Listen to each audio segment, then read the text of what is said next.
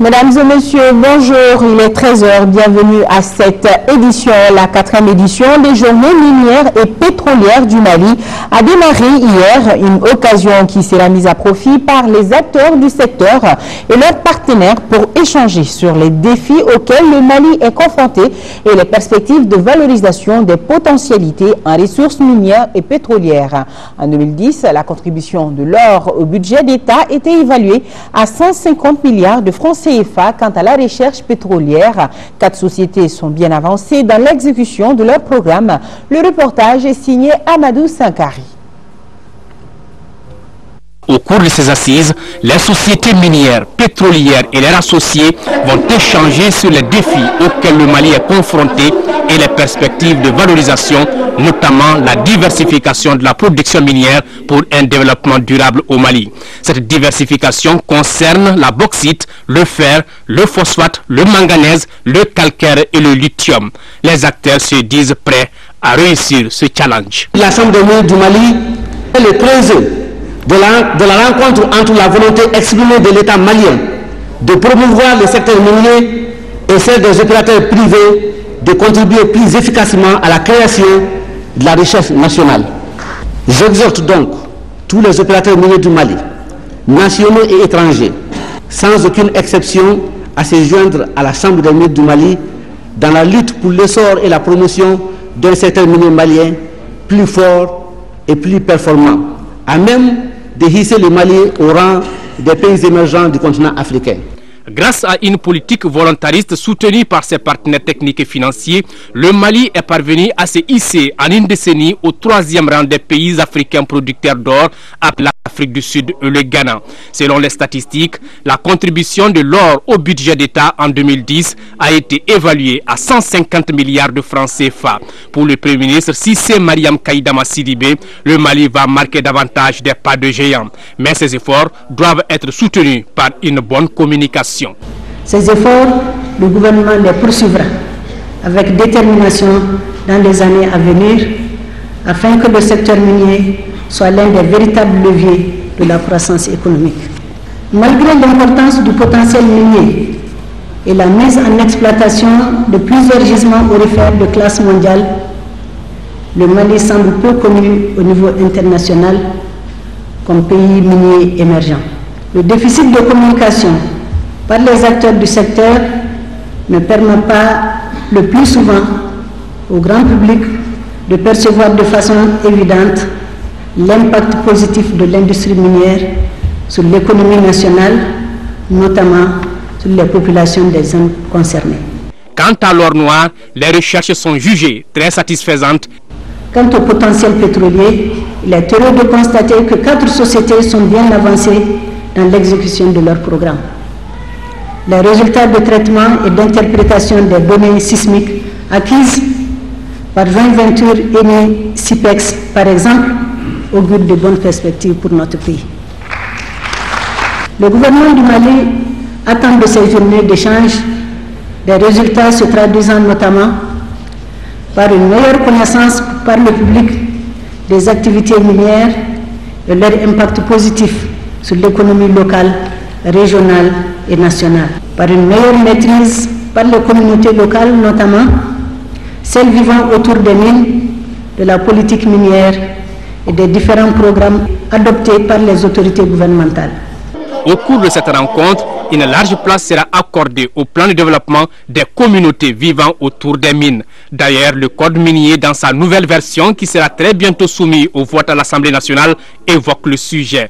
Le Premier ministre Cissé Mariam Kaïdama Sidibé a visité les différents stands de l'exposition, qui est en quelque sorte une vitrine des progrès réalisés par le Mali dans ce secteur.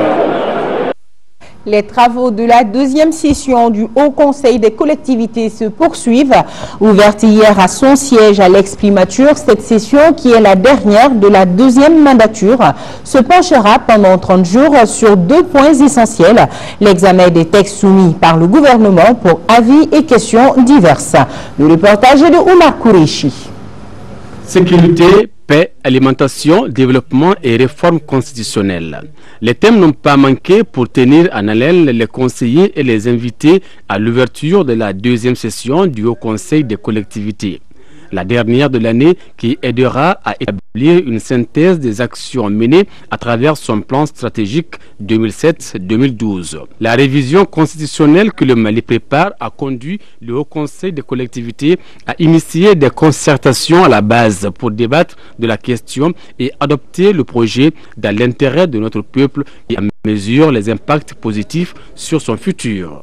En cette heureuse circonstance, me plaît-il de rappeler encore une fois de plus le sens élevé des responsabilités et des patriotismes dont a fait preuve l'Assemblée nationale à travers le vote par la quasi-totalité de ses députés du projet de loi portant révision de la Constitution de février 1992. Les réformes constitutionnelles envisagées intègrent à la fois les souvenirs des événements de mars 1991, la fascination des progrès démocratiques réalisés et la volonté de s'adapter aux exigences d'un monde évolutif après 19 ans de pratiques constitutionnelles sous la Troisième République. Pour le président du Haut Conseil des collectivités, il s'impose aux élus locaux un engagement sincère dans la solidarité avec une passion soutenue pour réussir ce challenge qui prône la consolidation de notre processus démocratique et le renforcement de nos institutions. Oumarou Ag Mohamed Ibrahim Aïdara a aussi insisté sur quelques questions d'intérêt national qui méritent une attention soutenue. Il s'agit de l'insécurité liée à la circulation des personnes et des biens et les menaces des famines consécutives à une saison de pluies déficitaires. Le Haut Conseil de collectivités cultive et entretient toutes les initiatives de paix dans notre pays, découlant essentiellement de la base où nous sommes en tant que collectivité. Cette paix sera fermée alors par l'adhésion et la vigilance de l'échelon national. Loin d'être alarmiste, des constats vécus sur le terrain nous invitent à alerter les autorités sur le déficit céréalier qui se dessine avec son corollaire de famine pour les hommes et les animaux. D'ores et déjà, des dispositions adéquates et des mesures anticipatives devront être prises pour atténuer les effets néfastes de cette situation qui se profile à l'horizon. Oumarou Ag Mohamed Ibrahim Aïdara a aussi exprimé la reconnaissance de son institution au président de la République pour lui avoir affecté l'ex-bâtiment de la primature qui abrite désormais les locaux du Haut Conseil des collectivités. Comprendre l'importance des ressources environnementales dans les indicateurs économiques. La comptabilité environnementale ou comptabilité verte est au centre d'un séminaire sous-régional de 4 jours. Les participants sont du Mali, de la Mauritanie et du Burkina Faso. Le compte-rendu de Moïse Traoui.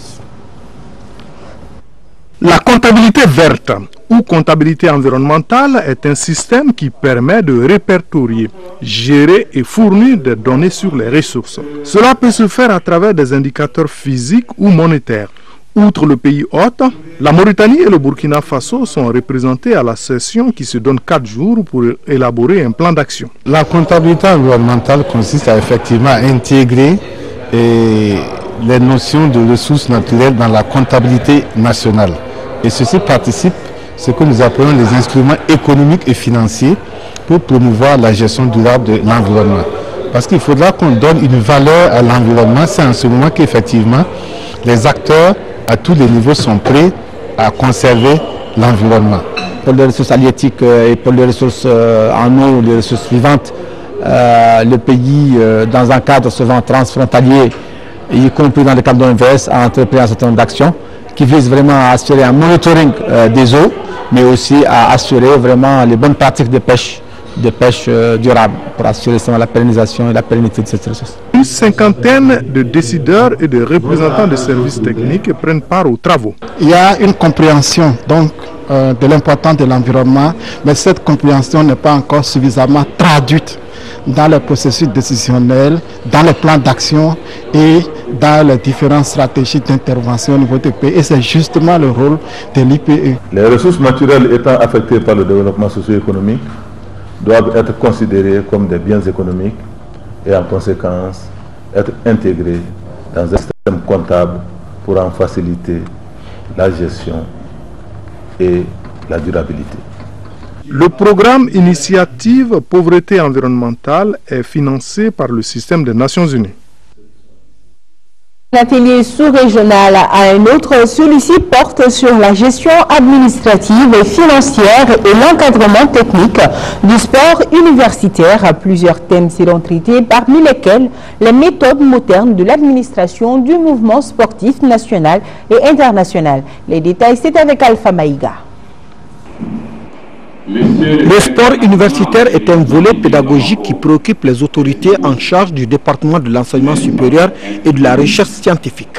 Le sport dont il est question peut être une alternative à la violence dans le milieu scolaire universitaire.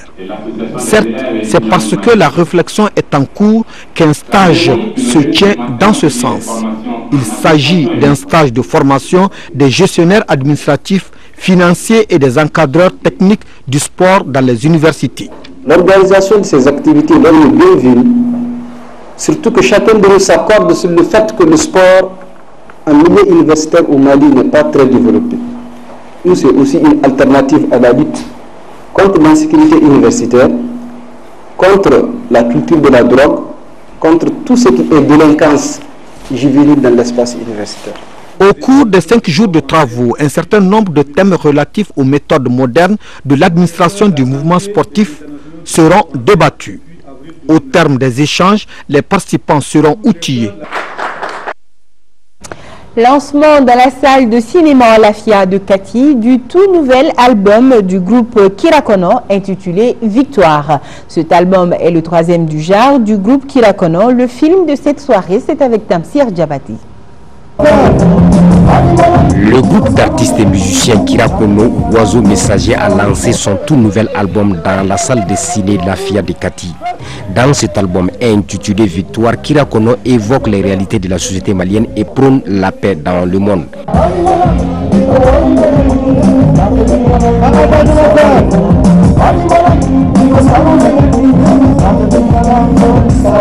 Dans cet album, il y a beaucoup de thèmes aujourd'hui et beaucoup de styles qui varient. Nous parlons de la jeunesse, la citoyenneté, et nous parlons aussi de la paix internationale. Nous parlons aussi de la société malienne en général et en particulier, et plutôt la société africaine en général et la société malienne en particulier. Et également, nous parlons aussi de beaucoup de choses vraiment pour informer la population du Mali. Le groupe Kirakono est monté sur la scène musicale malienne le mars 1999. C'est ainsi qu'ils ont eu le titre de meilleur groupe de rap de Tamani d'Or, trophée de la musique. Depuis lors, le groupe a à son actif 3 albums, dont celui qui vient d'être lancé.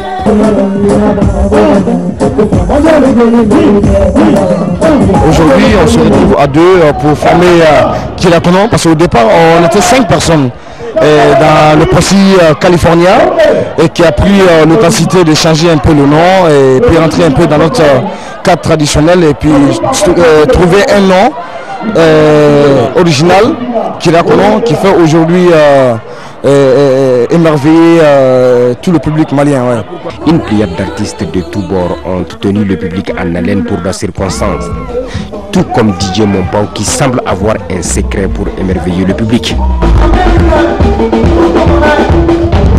Dans la jeune musique malienne d'aujourd'hui, je pense que en tant que des Maliens, en tant que des jeunes Maliens, nous avons le droit de nous aider mutuellement, parce que c'était pour moi également, ils allaient faire la même chose. On est tous contents pour le lancement de l'album, un album de très belle facture d'ailleurs.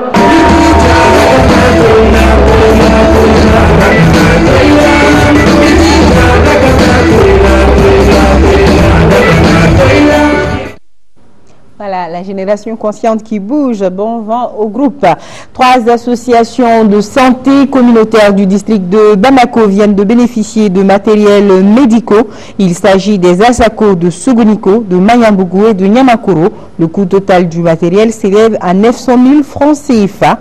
L'objectif du don est de renforcer les capacités de ces structures. Le don vient de l'association Jeunesse pour le développement du Mali en partenariat avec l'ONG suisse.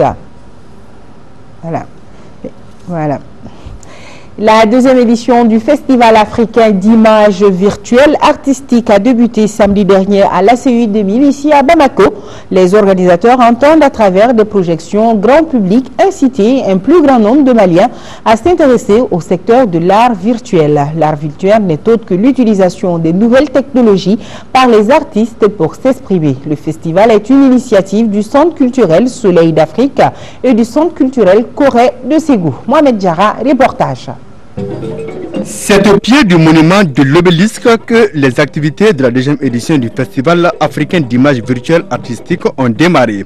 Un rendez-vous du donner et du recevoir qui vise la promotion des arts virtuels. L'art virtuel, c'est l'utilisation de techniques dans l'art. Ce sont les arts vidéo, ce sont les arts virtuels, on dit ceux qui bougent, on ne peut pas prendre, mais ce n'est pas des images fixes, mais ce sont des images qui bougent.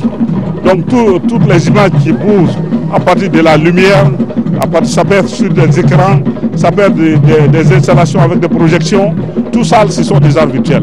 Pendant 3 semaines, le public aura droit à des projections de films sur les grandes artères de la capitale et des conférences débats sur le thème femmes éthiques. Pour les organisateurs, il s'agit pour eux d'aller à la rencontre de cette couche qui s'intéresse moins à l'art.